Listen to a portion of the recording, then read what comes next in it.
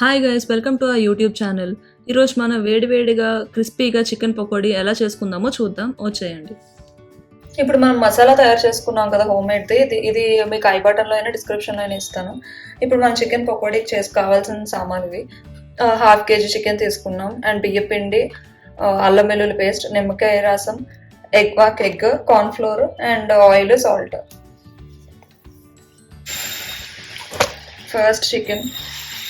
ఇప్పుడు మనం తయారు చేసుకున్న మసాలా పౌడర్ 2.5 స్పూన్స్ వేసుకుంటాం. సాల్ట్ టేస్ట్కి తగ్గట్టు, అల్లం వెల్లుల్లి పేస్ట్ 2 స్పూన్స్, లెమన్ జ్యూస్. ఇప్పుడు ఇవన్నీ మిక్స్ చేసుకుందాం.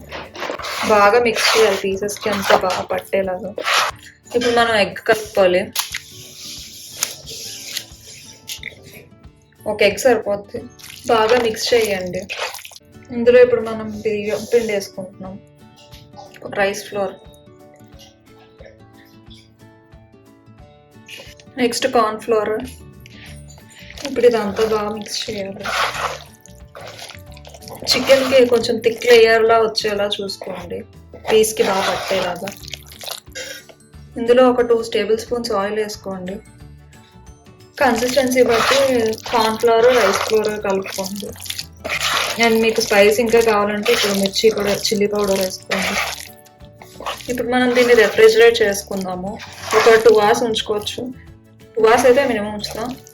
రెఫ్రిజిరేట్ చేసుకున్న 2 hours ఉంచాం కదా. ఇప్పుడు ఇందులో కరివేపాకు వేసి కలుపుతున్నాం. ఇలా ఒక చికెన్ పీస్లో ఇలా పెట్టుకుని ఇలా ఫోల్డ్ చేసుకుని వేసుకోండి. ఇప్పుడు మనకు ఆయిల్ బాండి వేడైపోయింది. ఇప్పుడు పకోడీ రెడీ అయిపోయింది. ఇప్పుడు టిష్యూ పేపర్ పెట్టుకుని టిష్యూ మీద పెట్టుకోండి.